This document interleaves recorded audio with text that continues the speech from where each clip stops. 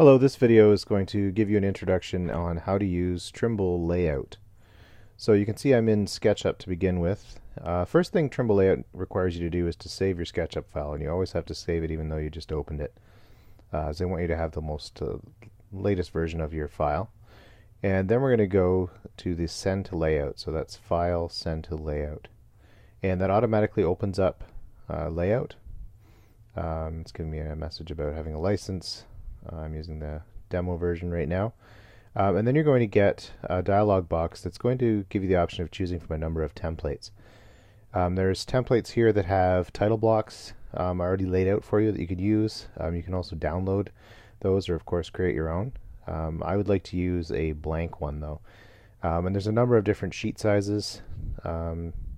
We're going to kind of mock up a portfolio style page, so we're going to use 11 by 17, which is pretty standard, but you can see there's everything from Arch D to a regular 8.5 by 11 sheet, and lots of different configurations for title blocks. So we go ahead and we choose Tabloid Landscape. We'll hit choose, and that's automatically going to pop up with a window that has your SketchUp last saved view in it. So this is a portal right into SketchUp. So this is kind of the nice feature of using layout, is that it's a live link to your SketchUp file or multiple SketchUp files. And as you'll see as we work through this, you can actually go in and rotate and recompose your images, switch between scenes, and apply a lot of SketchUp effects right through the layout window. You'll see that it automatically gives you two pages when you open a file, so it gives you a cover page and an inside page. When it opens up, it defaults to the inside page, but you always have to remember there's a cover page, because when you print this you will end up printing a cover page, and if you haven't done anything to it, then it's just kind of a waste of paper. The other thing you'll see is that there are layers already established, and this is where your title block elements come in. So it looks like I actually open one by accident that has some title block elements. To be able to edit those, you have to go in and click on the little lock icon, which will unlock each of those features. And you'll notice that the way these are labeled, there are some elements that appear just on the cover page. There's also some elements that are supposed to appear on every page, such as like a project name or perhaps page numbering. So there's a number of different ways you can use layers. I'm just going to create a title here, pretending this is a portfolio page. So maybe in my portfolio I want to tell my potential employer about the great shortcuts I know that allow me to produce really fast drawings. So this is going to be a few pages created with that in mind. So I'm going to create a title page here.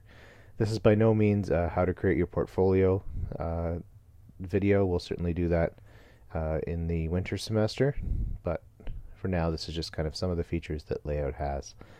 So you can of course create text, edit the size of the text, apply bold or italics to it, and of course change the typeface or font that you're using.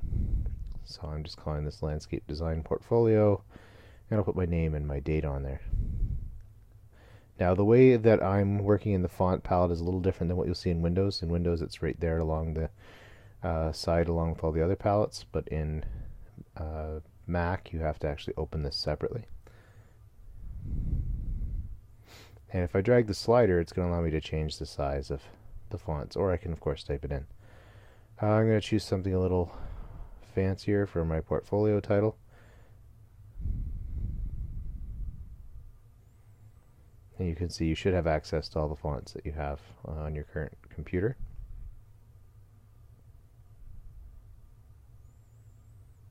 And you can change the color of your font and all of those things as well. One of the things that is also nice about working in layout is you do also have the inferencing system similar to what you have in SketchUp, so it does make it easy to align things, to find the center of things, things like that. So that's kind of a nice bonus. It can do most of the simple things that you would do in Adobe Illustrator or a program like that, with the added benefit of being able to work back and forth between your SketchUp model, compose your views, and it also has a presentation mode, which basically behaves like a presentation done in PowerPoint or in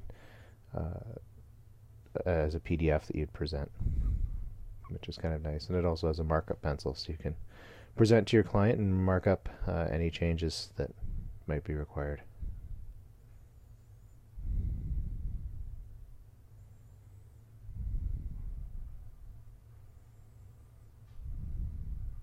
So I'm going to put a cover image in here. So to bring in images, aside from your SketchUp file, you can just go to File and Insert, and you can bring in any common image type, which is nice for layout as well. So maybe you want to put in some inspirational photos for your lookbook, or perhaps you want to include images of plant material that you're using. This is actually quite a good tool for presenting to clients. There are some pretty well-known architects who've actually switched over to using exclusively layout and have ditched CAD altogether. So they're able to produce their construction documents, all their detailing, all of those elements right inside layout. I don't know that I'm sold on that as a strategy, but it is possible, and if you're willing to invest the time, it's apparently doable. I do think the possibility of using 3D details would definitely help to communicate with your contractors, so there's some benefit to that for sure. But I think the general expectation is still that you have a CAD plan in the end. But if you're just starting out on your own, you don't want to fork out thousands of dollars for AutoCAD, you may be able to use this to get the point across. So we're going to create an 11 by 17 sheet, pretty much industry standard when it comes to creating your own portfolio.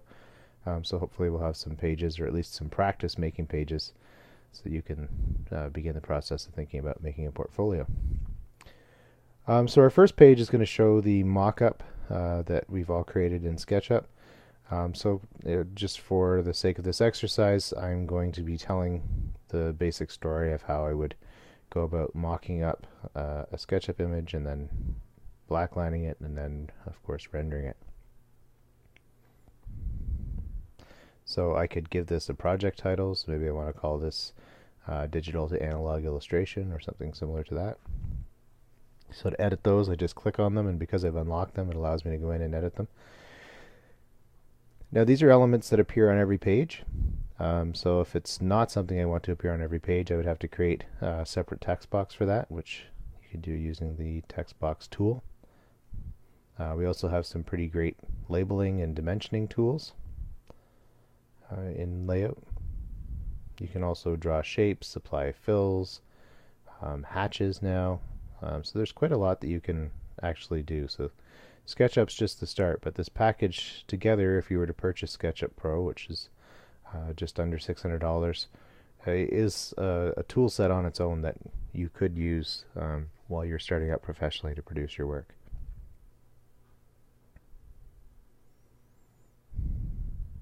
So I'm going to add a page. Maybe I need a page here that gives me a table of contents, which isn't a bad idea if you're working on a portfolio. If you're sending a digital copy to your potential employer, they may want to have a look and see what's in your portfolio, and maybe there's specific things they want to look at.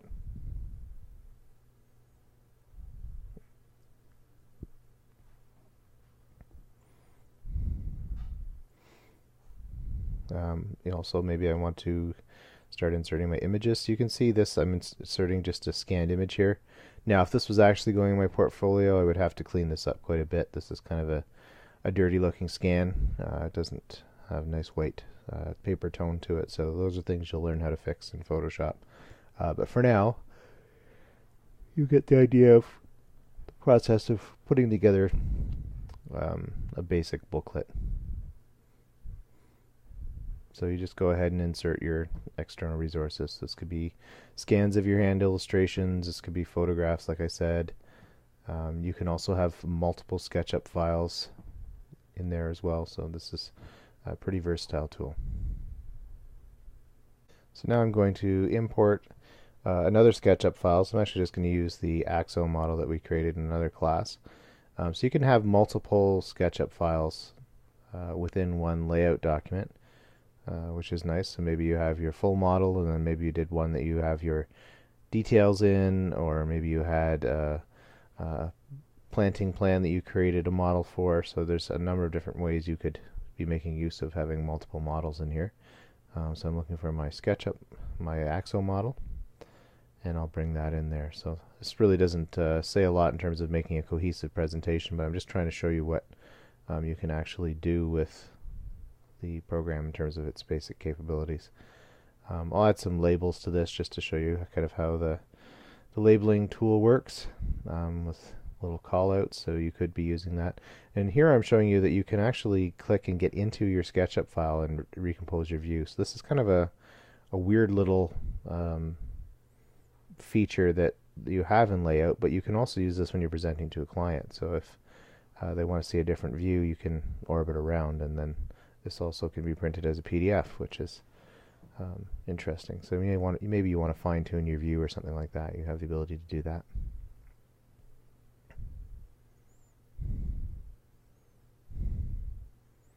So I think in general, people really haven't fully exploited the capabilities of this program as a tool. I think people are starting to figure it out, but it's been slow work considering that this has been around for 3 versions now, but not a lot of people have really figured out how to make best use of it. But like I said, there are a few architects who are using this for their entire package for clients and contractors. So you can add some text. There's some neat little leader styles. It's obviously not as sophisticated as what you might find in CAD or something that way, but a lot of times CAD is overkill. So this is an easy way to communicate what we want. You can see the inferencing there, so it's lining up the 2 callouts, which is kind of a nice feature. You can see that being very useful for creating a planting plan and having to do a whole bunch of these. So I'm just identifying some of the things that I put in here just for the sake of labeling something. I'll also add a title down below just to show you how the text box tool works. And again, this is just the most basic level of using layout, but just to get you kind of familiar on a very simple level of what you can do with the program. So I just drag out my text box, start typing my text, and then I can go in and edit the font size and all the style characteristics that I wanted to apply to this. But it does make the process of labeling your work quite easy, and you should always be labeling your views, telling us what the view is of, and then describing what you're trying to evoke with the experience. That's the general objective with those, so don't just rely on the picture to tell us. Make sure you're kind of guiding us to the conclusion you want us to draw.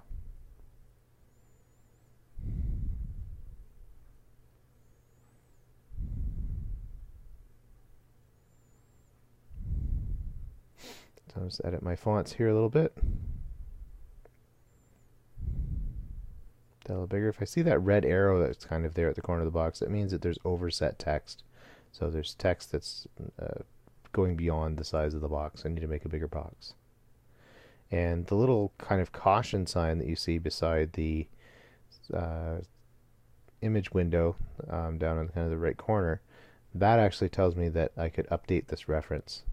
I'm not doing that because I don't need to, but if you are actually still working on your SketchUp file, this allows you to start laying out your panel or your booklet, and you can continue to work on it and finish it, and you can create the layout without having to have done everything to full completion, so you can just keep updating as you go. This is also good for collaboration if you're a part of a team project. So I can kind of click through my pages, so we've now got 4 pages.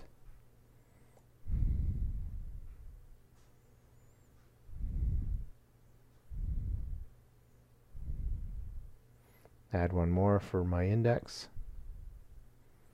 or table of contents. For text box, again, just click and drag. Just put a bunch of stuff in here, but if you're actually creating a portfolio, not a bad idea to have a table of contents. And you might have a section for design, for CAD, maybe for some of the other technical skills you have, different hand illustration versus computer illustration, planting designs. There's lots of different ways, and we'll talk about that in our computer illustration class. Alright, so over here you can see the presentation tools. So if you click on what looks like a little TV, it takes you into presentation mode. that would allow you to present to your client similar to a PowerPoint. And I haven't used it here, but if I click and drag with the mouse, I can actually mark up what I'm working on. So, and that goes on a separate layer, which you can save and turn on and off. So this gives you or the client the ability to mark up a project and figure out what you do and don't need to change.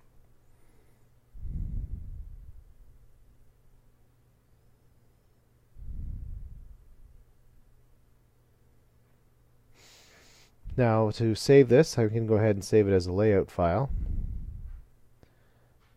which the demo version is not going to allow me to do. Or I can export a PDF, and that's typically what you would most likely be doing, in which case you're creating a document that you can either present to the client digitally, or you can send off to the printers and have a nice little booklet made up. This is kind of a nice feature to be able to offer your client if you're kind of starting your own business. A nice little 11 by 17 booklet with some attractive illustrations and clearly labeled and annotated work inside it will help to further communication and prevent any misunderstandings, which can be costly and frustrating to both you and the client.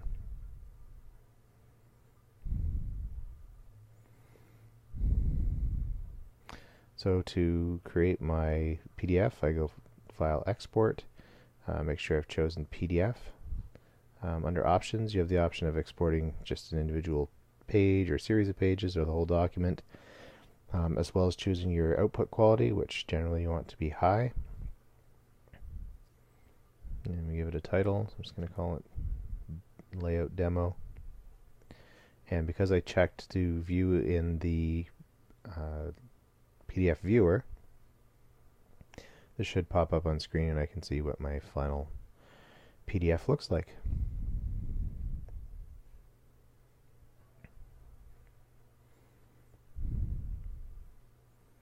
And it can take a little bit for it to produce the final document. Just be patient with that.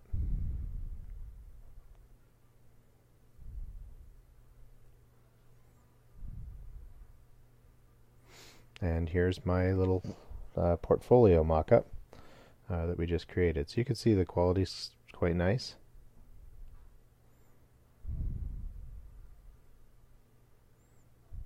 And we've got 5 pages. And I could present from this, or I can just go ahead and have it printed. So that gives you kind of a basic sense of what layout can do. We'll learn how to use it with more style and produce better quality documents, but that kind of gives you an overview of what the basic possibilities are for the program. Thanks for watching.